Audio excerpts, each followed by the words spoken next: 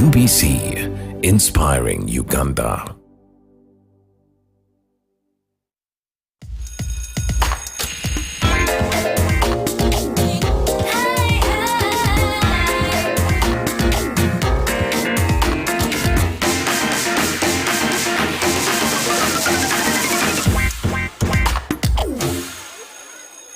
Welcome to the Education Forum Show, a show that explores developments and trends, plus the power of knowledge within the education sector.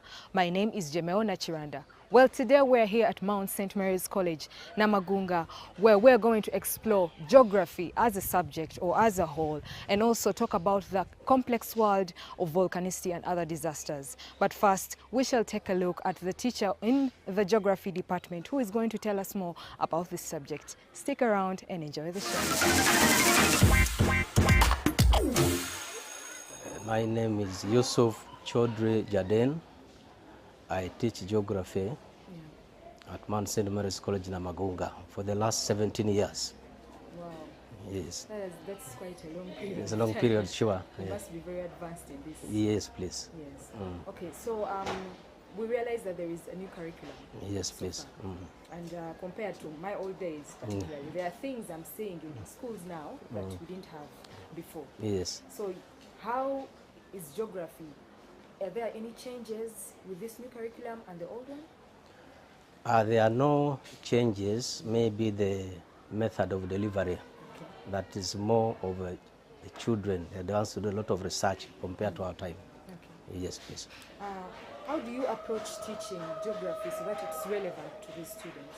We do a lot of outings. Yeah. Most of the teaching is done out of class compared to the old system. So we take them out, they really see the geography. Okay. Yes. So when we talk about skills Yes. and knowledge when it comes to students, Yes. how are you able to deliver this to these students and they are able to receive it without any complaints? Okay, with the knowledge, normally it's done by sharing. They do a lot of sharing, and then the skills, we guide them as we move out of the classroom. Yes. So you see, geography is a two-way thing. That's what they used to tell us, science. Yes, and then that's true. Yes. So that means there is physical and also in the teaching process. How does that happen? How does that go about here in Mount St. Mary's? Yes. Okay. Normally, our teaching here is more practical. We do a lot of practical teaching, not more bookish. So make it more lively. Yeah. Yes, please. So we're still exploring on, you've said you do more of practical. Yes. But then how are they able to balance? How do they connect both of them? The connection is mainly we start the classroom environment. And then after that, that's when we take them out so that they see geography as a real subject. Yes, please. So when you're providing this kind of lesson to these students, do you have digital or technological resources you explore? Yes, yes. Normally we use projectors. We project our work and then we do a lot of discussion. Yes, please. Or how do you use your technology and digital processes in this kind of teaching? How does it go about in class? Okay, in the classroom situation, we take them to the computer lab. Okay. We do a lot of computer work. We download a lot of information from the internet. And then the delivery is, we use projectors. We use projectors. And then it is from there that we take them to the actual field to see what is happening. Yes. So, my time, Yeah. I grew up, we had this kind of field work we Yes. used to do Yes. in geography. Sometimes you step out of school. Does that still happen right now? Okay, in the new system, the field work is more as a method of teaching. Okay. But our time, it was a collection of information. But now it is a method of teaching that we use that fieldwork to collect information to develop in form of notes. Yes, please. So you incorporate it with the students and are still able to take them out? Yes. So it is, and in the new curriculum, it is not examinable. It is a method of teaching now. Yes, please. So there is assessment Yes. when it comes to students. How are you able to assess these students in class? The assessment normally now, in the new curriculum, it is at the end of the chapter Okay. that we do activities of integration.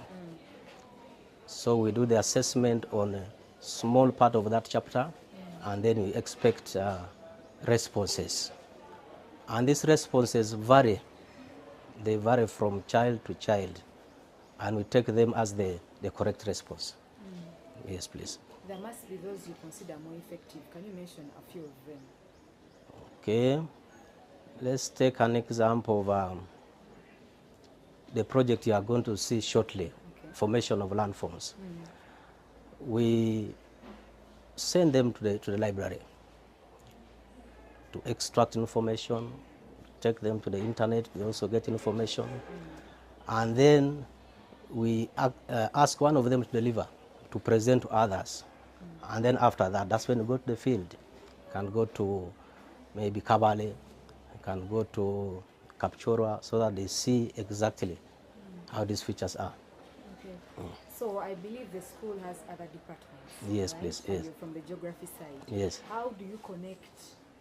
How do you intertwine together to be able to produce a good learning system to the students? Geography is related to very many other subjects. For instance, chemistry. We share a lot of information when it comes to a topic like weathering. Biology is almost a sister to geography. So there is a very, the link there is very straight. Biology, for instance, we have topics also like weathering. We have topics like maybe vegetation. There is a lot of relationship between the two. Yes, please. You've heard it very loud and clear from the teacher of the geography department who talked about geography as a subject. But right now, let's take a look at the students that had a very interesting project to show to us.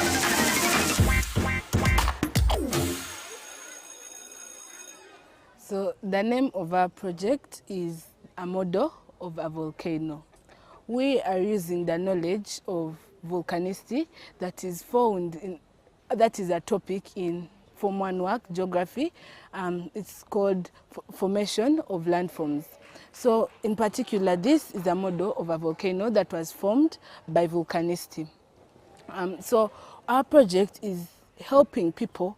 It is teaching people how landslides affect their lives, but most importantly, how landforms affect their lives, but most importantly, it is creating awareness to those people who live around the volcanic mountains. We want to tell them the positive effects of the volcanic mountain, of living around the volcanic mountains, the negative effects of living around the volcanic mountains, so that they can know and be prepared in case something happens. Well, that was some interesting information from one of the girls that involved themselves and created this project, Model of a Volcano. I have another student with me who will take me through the process and probably exhaust more about it. The earth is made up of 3 layers. The outermost layer, which is the crust. The second layer, which is the mantle, which is the molten part of the earth. And lastly, the innermost and hottest layer, which is the core. Volcanicity starts in the mantle.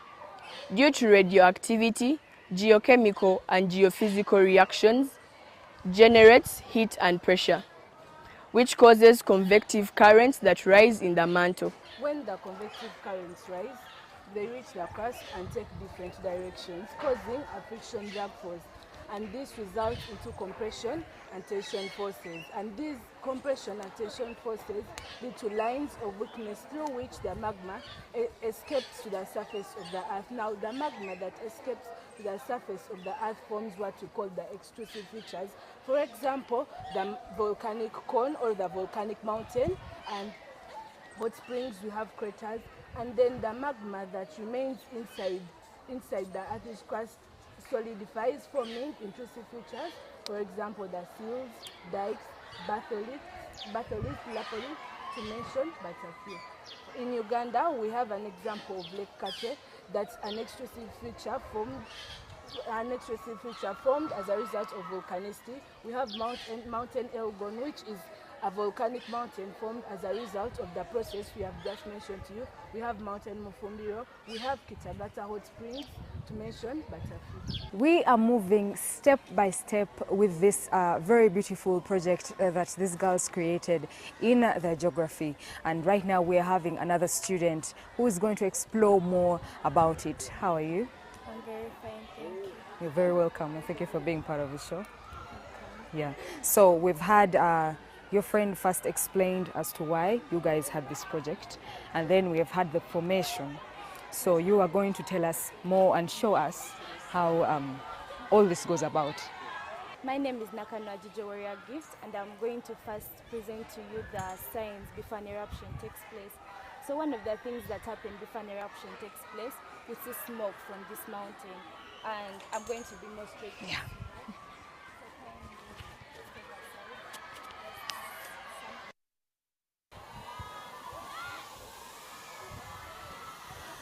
Yeah, something of that sort like that is seen from a mountain. And when the mountain starts producing these signs, you should know that it's yet time to vacate this place. And some of the other things that happens, you're going to find an earthquake, like the thing is going to start shaking, yes? So like the whole ground where you are, your houses are going to begin shaking because of this earthquake. So those are some of the signs that you should leave this place. And there will be also smoke coming out of this main vent, showing you that it's high time you left the place because you're going to experience a whole volcanic eruption. Now from there, I'm going to make this eruption happen. Like I'm going to demonstrate it. So I'm going to put this.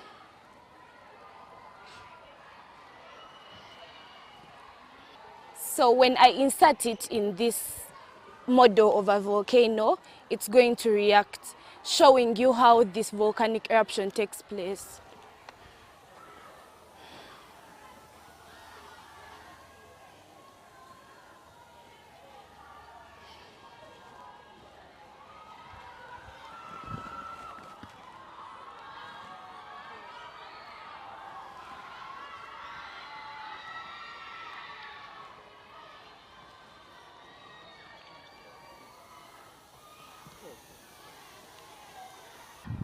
As you see, there is smoke coming out of this mountain. There is lava. This is the lava that we've been talking about. It's flowing from the mountain. This is the smoke.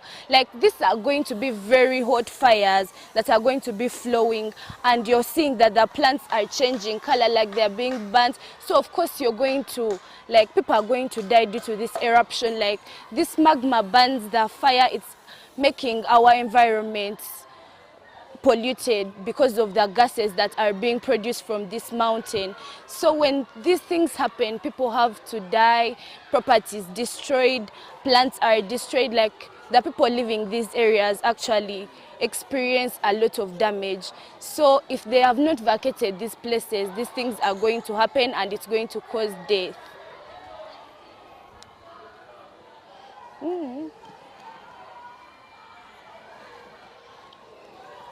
So I'm just adding more of the chemical so that it just continues like erupting, like you're going to continue seeing the lava flowing.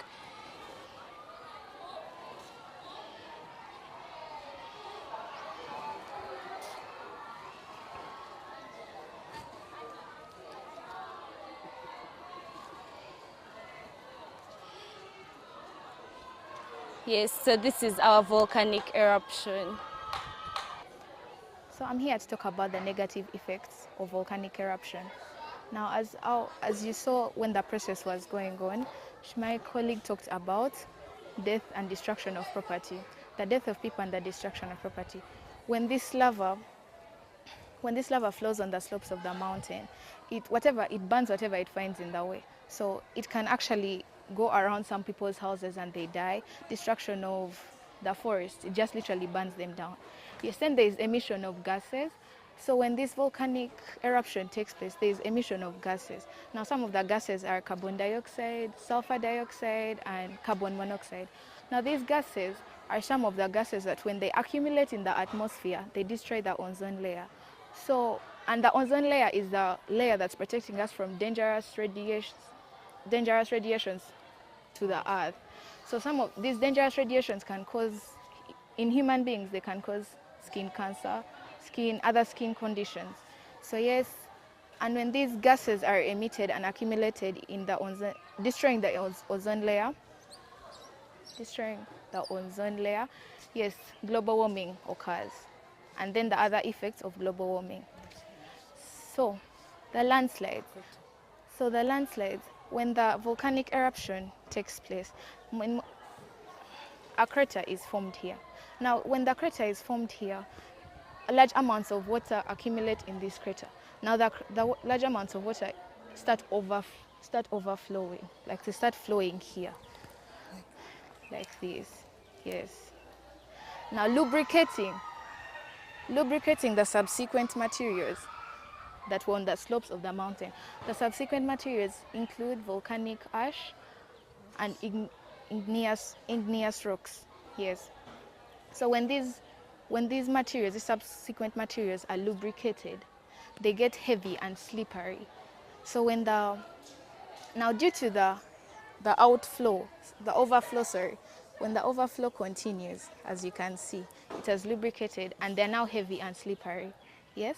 So when the overflow continues like this, and also the gravity, landslides occur, causes destruction of property, people die, all that stuff. Yes. And then the other factor that leads to landslides, there is cultivation. Okay, generally human activities. For example, deforestation, people want to cut off the trees. Now, these trees have the roots that are holding these soil particles together. So now, if you remove the trees, you're going to leave the soil loose, right? And you're already cultivating, so it's loose, it's weak. And so when heavy rain falls, just because most of these mountainous areas receive a lot of rainfall. So when the rainfall comes, it just washes away because the soil is already loose. The soil is loose and it's weak. Then the rocks, so when volcanic eruption occurs, the lava that solidifies on that's the lava that solidifies on the slopes of the volcanic mountain, it forms rocks. Now these rocks are called igneous rocks. Some of these rocks are called pumice. Now these rocks are porous and they have loose structures, yes? So when they have loose structures, now due to the vibrations and shakes, shakes, like tremors and the shakes and everything, these rocks just fall off. I can't shake it, but like when they shake, the rocks just fall off because the rocks are loosely packed. They're loosely packed and then they are porous, so which means they have been absorbing water. So by the time the shakes and the vibrations and the earthquakes occur, everything then landslides occurs. Yes. So yeah, there are also some reasons as to why areas around volcanic mountains, for example, areas around Mountain Elgon, are more prone to landslides compared to areas around block mountains like Mountain Rwenzori. So when we're talking about the formation, we realize that the soils that are formed are loose, and one of them, the major cause of landslides around the volcanic mountains is the heavy rainfall, because for them they have relief rainfall. And so when that heavy rainfall comes, it washes away like a soil in big lumps, leading to death of the people. However, the people, for the case of Mountain Rwenzori, it's a block mountain, meaning it is made out of blocks, and it's very hard for a block to fall off because of rain. So that is the reason as to why the areas around Mountain Elgon, for example, Bududa district, over-experienced landslides compared to the areas around Mountain Rwenzori, for example, Bundirujo, Fort Poto, and all that. Well, that was very interesting. Much as there are negative impacts, there are also positive impacts that we are going to explore here on the show. Hello, how are you? I'm fine, thank you. Yes, you mentioned that there are positive impacts, right? So Yes. introduce your name and tell us more about that. My name is Kabarunji Juliana, and I'm going to talk about the positive effects of the process of volcanicity. First of all, during volcanicity, there is internal heat associated with the active volcanic system. Now, this internal heat it's harnessed to produce geothermal energy, for example, in Kenya. Secondly, volcanicity helps in the formation of rivers. For example, we have a river on Mount Elgon called River Sipi, which provides water to the neighboring areas. Volcanicity also helps in the formation of minerals, for example, diamonds, pumice, obsidian, which are fire formed. Now, the volcanic materials after the volcanic eruption break down and weather to form fertile soils. These fertile soils are called volcanic soils. They have minerals which enable them to become fertile for crop growing, for example in Kisoro, where there is tea growing, and Kabale for vegetable growth. Also, volcanicity also helps in the formation of physical features, that is to say the intrusive features, for example the dikes, the laccolith, batholith, and so on, as well as the extrusive features, for example the crater lakes, the geysers, the hot springs, and fumaroles. Also, due to the process of volcanicity, when the volcanic mountains are formed, they also attract tourists, because these tourists come from places where there are no volcanic mountains, which brings in more revenue to the government. And also, due to the extrusive features, for example, hot springs, they have sulfur, which is used as medicine for people who have skin diseases. Also, volcanic mountains, for example, Mount Elgon, act as natural boundaries between countries, for example, between Uganda and Kenya, which is Mount Elgon. Much as you've heard about the negative and positive impacts about volcanicity, we also have solutions, and these are things students study from the geography class according to the new curriculum. We're having another student who's going to take us through the solutions. Hi, how are you? Hi, I'm fine, thank you. Introduce yourself and tell us more. Yes. My name is Rina Mirembe. I'm in Senior 3A at Mount St. Mary's College, Namagunga, and I am here to present the solutions to the various problems that have been presented about volcanoes. And I'm also going to give, at the end, I'm going to give some advice to the government, so that this thing of, as one of my colleagues said, of people running back to the volcanoes that have been evacuated can stop. So for the solutions, as you've seen, these landslides, it's like when landslides are happening, the whole block moves. So, and to stop this whole block of soil moving downwards, you can stop it by planting trees. These trees have roots that can help to hold the soil firm, and it does not move. Like these roots move far into the soil, and they're going to hold the block firm. So this is going to stop it from flowing down when it rains.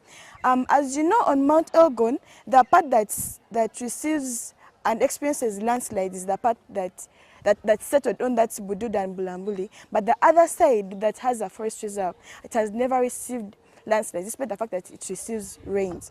So in simple terms, the government should advise these people to plant trees on this forest, on this mountain, I mean, so that these landslides can be stopped, can be brought to an end. And those ones who be claiming that this would take on the land, the space for cultivation, I would add it's better for them to carry out agroforestry, so that the trees be holding the soils firm while their plants grow well. Unlike putting the crops alone, and they cannot hold the soil very firm on the mountain, and it's going to end up causing landslides, and the crops are going to be destroyed along with them that settle at the bottom. And then for the advice to the government, I would advise the government, when they're evacuating the people, they should take them to places that have facilities that can accommodate their life. Because of recent, they evacuated people from Bududa and they took them to Chirandongo. And if you see the conditions there are so different. Like, you take me from a place that receives very reliable rainfall, it has fertile soils, and putting me in dry lands. The dry lands are not going to accommodate my life. So I'm going to have no choice but turn back to where I'm coming from. Rather, the government should put the people in sustainable places. Take me from fertile soils to fertile soils. I'll have no reason to go back where I'm coming from. But if you take me to dry lands, I'll go back where I'm coming from. Yeah. And then also, these volcanoes can be used to the advantage of the government to improve on the economy, because as we all know, volcanoes are tourist attractions, yes?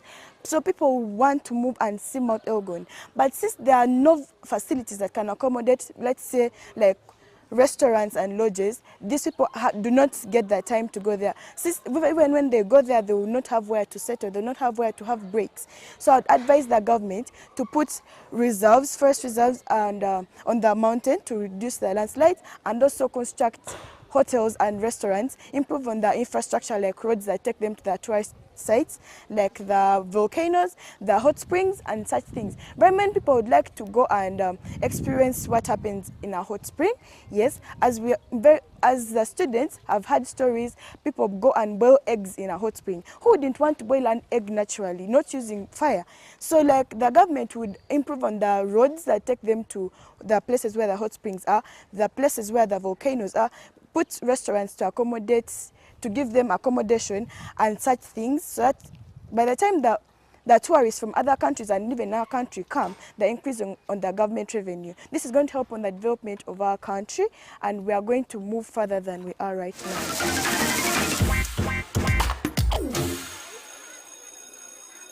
We are still here on the Education Forum show right here on UBC TV, and from the beginning we have seen different processes and a lot of interesting and educative stuff about geography. I am with another teacher in the geography department who will tell us more or make the topic even broad.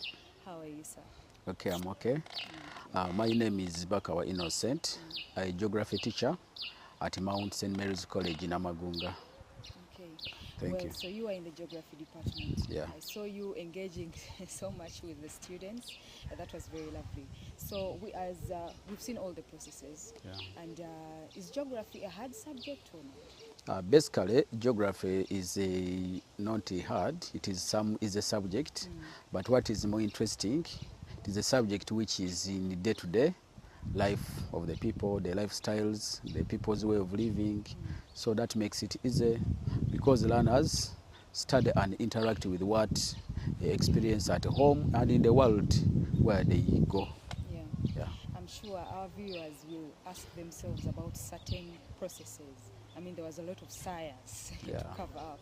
So can you be more and you tell us more about that process again, just for the viewers to completely understand? Okay, basically, volcanicity is one of the natural processes which work to form landforms on the Earth's surface. But as it appears on the surface, even inside the Earth's crust, its origin is just deeper in those deeper layers. That's why we start explaining its formation from deep within the mantle. That is the second innermost layer of the Earth's internal structure.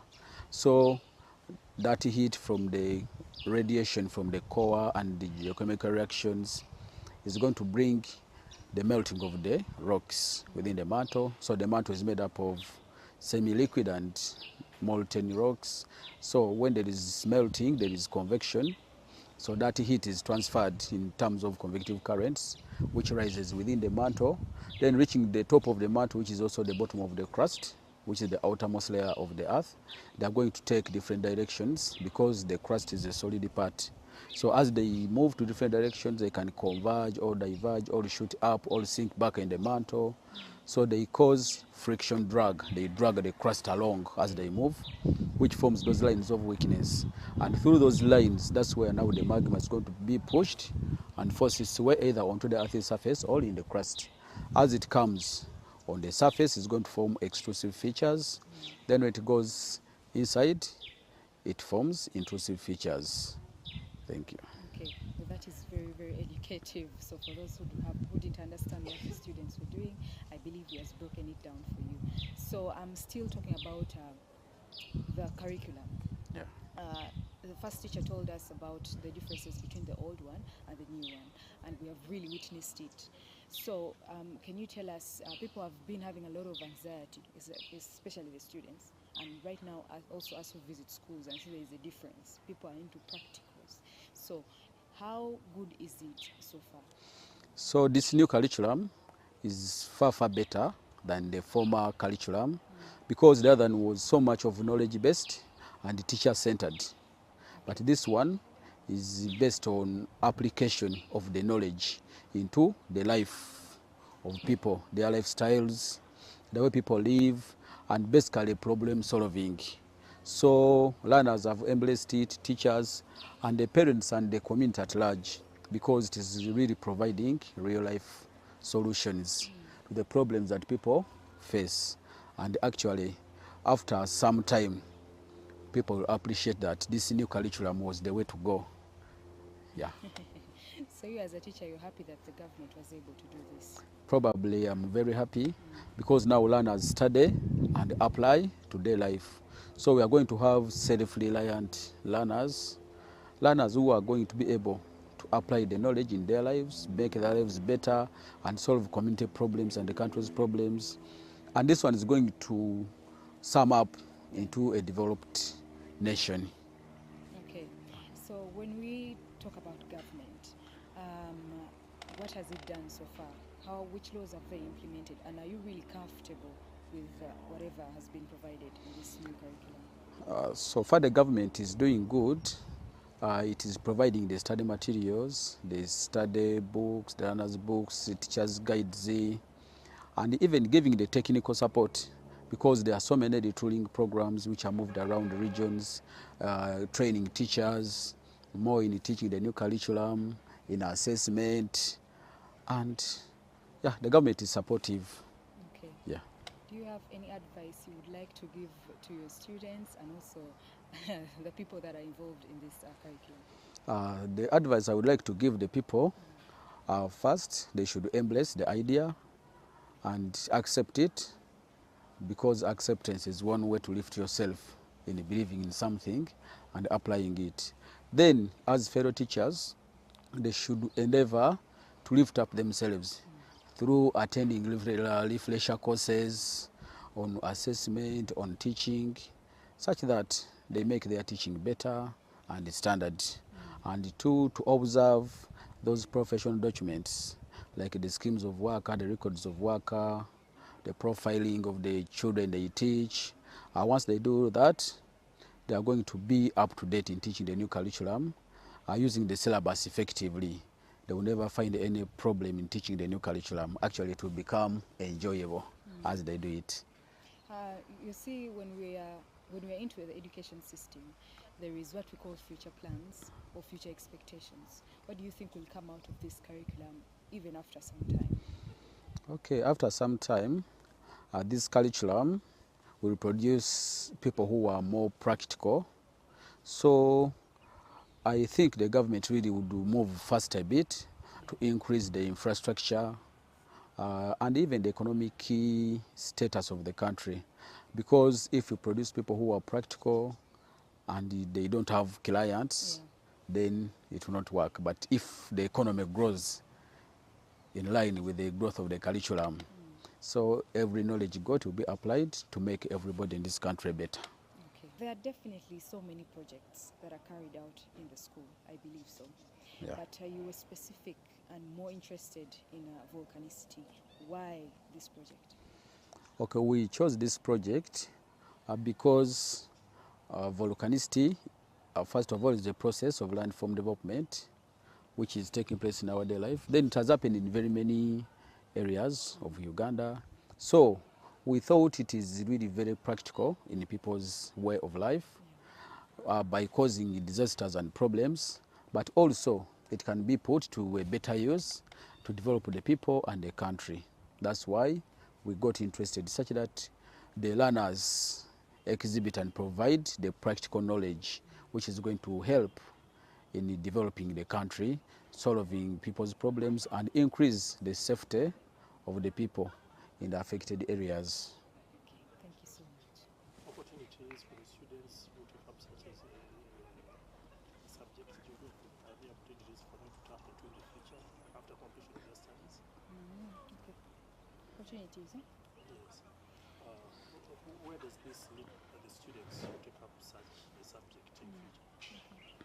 So you've been with these students for some time. Yeah. And they did a very impressive project. Where do you think this can take them in the future? Basically, the project as a project or geography as a subject? And even geography. Okay, Yes. so this project in particular is helping the learners to go out and solve life problems, as I've heard them explaining the problems attached to volcanicity, and the good things attached to it. So that one is one.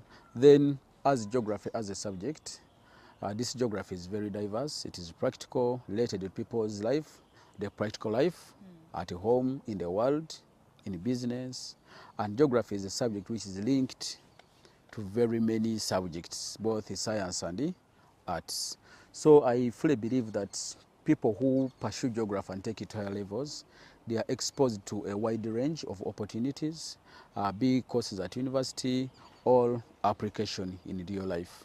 Because if you look at the science side, courses like forestry, which are in biological sciences, we have courses of agriculture, the vet, even this crop science. They are so much related, the soil science.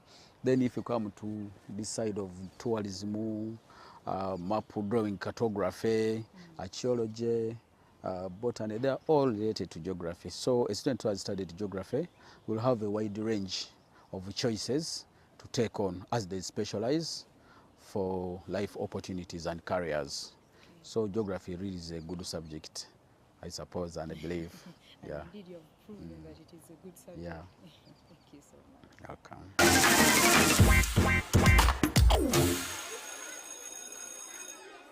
Well, that brings us to the end of this edition of the Education Forum Show, as we are here at Mount St. Mary's College, Namagunga. See you next time. I remain Jemeo Nachiranda. Bye-bye.